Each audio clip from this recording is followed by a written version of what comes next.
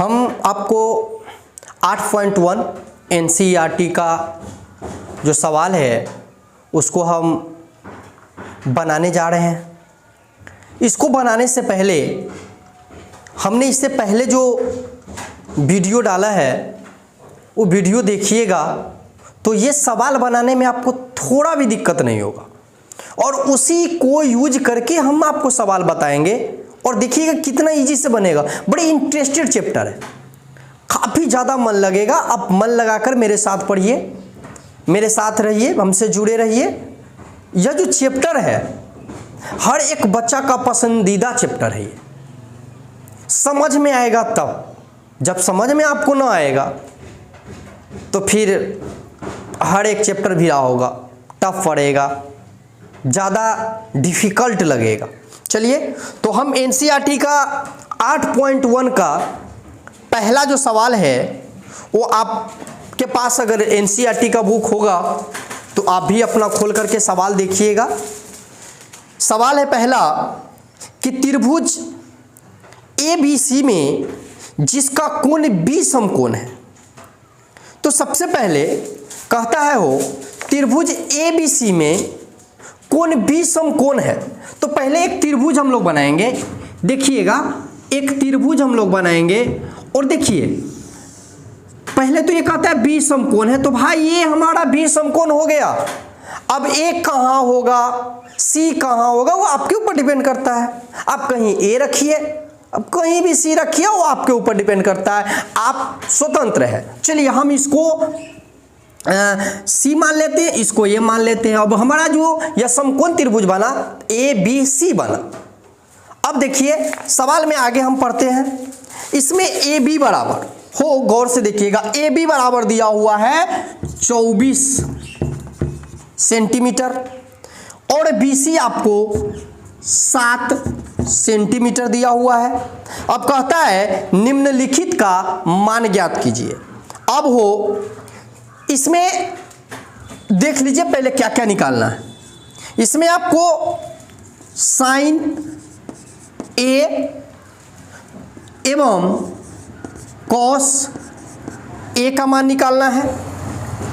दो में sign C और कॉस C का मान निकालना है। ये मान निकालना है। आप थोड़ा गौर से देखिएगा, देखिए कितना इजी वे में बनेगा। ये बनेगा हो, आप पढ़े हैं कि साइन जो है, यह जो साइन है इसमें चर्चा कर्ण का भी होता है और लंब का होता है। आपने जो पहले वाला मेरा जो वीडियो देखे होइएगा, इसमें फॉर्मूला आपको पढ़ा चुके हैं। तो सबसे पहले आप ये जो कर्ण है AC है, इसको निकालना पड़ेगा। तो AC निकालना पड़ेगा, तो चलिए हम निकालते हैं। आपको AC मतलब कर्ण निकालना है। तो हो ये कोनो लंब कोनो आधार कोई मतलब नहीं है, क्योंकि अभी तक हमको A और ये C जो कोण है इसकी चर्चा तो हमने किया नहीं है। सीधा आप AC बराबर दोनों का रूट कर दीजिए। जरूरी नहीं है कि भाई सीधा P लिखना है B लिखना, जी नहीं, आप सीधा लिखिए AB का स्क्वायर और हो जाएगा आपको BC का स्क्वायर। हो गया।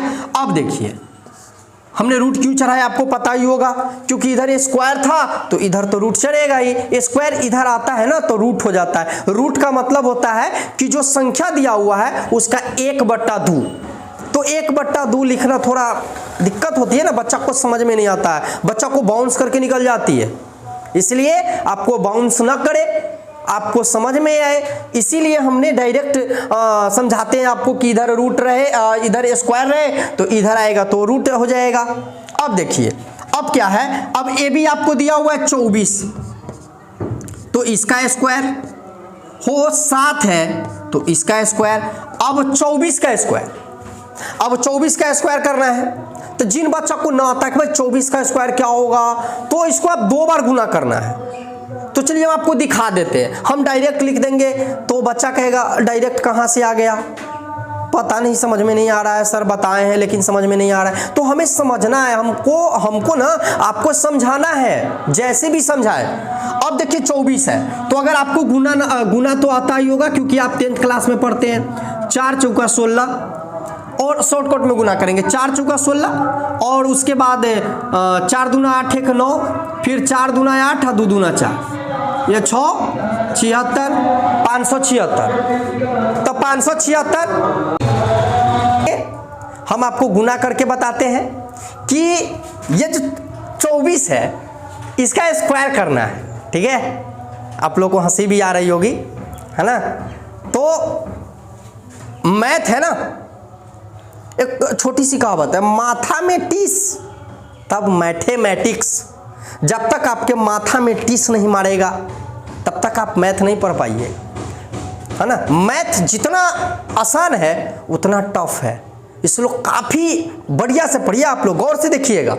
देखिए हमने 24 का स्क्वायर को मैंने 24 में 24 से गुना किया तो 576 आया, 576। और 7 का तो गुना करेगा, 7 का पहरा 7 बार पढ़ेंगे, 7 7 49 होता है। चलिए हमने 49 भी लिख डाला और रूट लगा देते हैं, जोड़ेंगे 6 और 9 15 हो जाएगा। 7 4 तो भाई ये 7 4 11 1 12 हो जाएगा, ये 625 हो जाएगा। और इसका जो तोड़िएगा ब्रेक कीजिएगा ना तो आपको आएगा कितना आ जाएगा, कितना आ जाएगा 25 आ जाएगा जी, बिल्कुल 25 आएगा। ये 25 सेंटीमीटर हो गया। चलिए हम यहाँ पर लिखेंगे 25 सेंटीमीटर। अब देखिए, अब इसमें मानने अगर आपको मन हो कि नहीं हम 24 के माने 7 के माने तो आप मान सकते हैं, भाई स्वतंत्र है। हमने के क्यों नहीं माना, क्योंकि ऑलरेडी सेंटीमीटर दिया हुआ है इसलिए के नहीं माने, कोई दिक्कत नहीं है। बहुत सारे टीचरों की के मानो, के नहीं मानोगे गलत हो जाएगा। क्यों भाई, हम के नहीं मानेंगे, गलत नहीं होगा, है ना, गलत नहीं होगा। आप बना सकते हैं, आपको समझना है। लेकिन हाँ, अगर ज़्यादा दिमाग लगाना हो तो आप के डाल दीजिए भाई, क्या लगता क्या है आपको, कोई दिक्कत नहीं। चलिए अब हम आपको साइन ए, अब देखिए ए के लिए अब लिख लीजिएगा ना तो थोड़ा ज़्यादा फायदा होगा, अच्छा ज़्यादा होगा। कैसे, तो भाई पहले लिख लीजिए, क्या लिखिएगा, साइन सॉरी कोण सी के लिए हो, कोण सी के लिए, कोण सी के लिए तो हो, ये कोण सी है, ये इसके लिए लंब ये होगा। तो चलिए P बराबर इसका हो जाएगा 24 सेंटीमीटर। भाई ये लंब होगा तो ये आधार होगा, B बराबर 7 सेंटीमीटर। और तो भाई बच गया H, तो हो जाएगा 25 सेंटीमीटर। अब आगे आपको है, अब निकालिए कोण इसके लिए, इसके लिए निकालेंगे कोण A के लिए, कोण A के लिए। अब कोण ए के लिए निकालेंगे तो इसके लिए लंब हो जाएगा 7, P परपेंडिकुलर जो है लंब जो है वो 7 हो जाएगा। B जो है भाई ये लंब हुआ तो बच तो यही गया ना, तो ये आधार हो जाएगा 24 सेंटीमीटर। अब बच गया H, तो H हो जाएगा हमारा 25 सेंटीमीटर। पहले ही बताए थे आपको पहले वीडियो में कि भाई H बदलता नहीं है, लंब और आधार बदलता है, क्योंकि कोण के आधार पे लंब और आधार चेंज होता है। चलिए अब हम इजी वे में सवाल को बना सकते हैं, आपको फॉर्मूला याद करना पड़ेगा। चलिए अब आइए, आपको साइन ए बराबर निकालना है। चलिए ए के लिए, इसके लिए तो भाई P बट्टा H होता है, लंब बट्टा कर्ण होता है, तो 7 बट्टा 25 हो जाएगा। ये क्लियर। चलिए आगे, अब आपको cos A निकालना है। तो चलिए cos A बराबर B बट्टा H, तो 24 बट्टा 25, तो ये हो जाएगा आधार बट्टा कर्ण, 24 बट्टा 25 हो जाएगा। सेंटीमीटर से सेंटीमीटर कट जाता है और ये न लिखे हैं। चलिए आगे बढ़ते हैं। अब है साइन C, तो वो साइन सी है ना, तो इसको भी गौर से देखिए, साइन सी, तो साइन सी बराबर, तो भाई साइन सी के लिए लंब ये है तो भाई 24 बट्टा 25 हो जाएगा। उसके बाद है कॉस सी, तो अब आइए कॉस सी, तो कॉस सी बराबर क्या हो जाएगा, तो कॉस सी बराबर आप देख लीजिए ना, कॉस सी तो कोण सी के लिए B बट्टा H, तो 7 बट्टा 25 ये हो गया। क्लियर, सवाल हमारा बन गया। ओके, चलिए ये हमारा था सवाल नंबर फर्स्ट। आपको समझ में ना आए तो आप हमें बताइएगा, कमेंट कीजिएगा।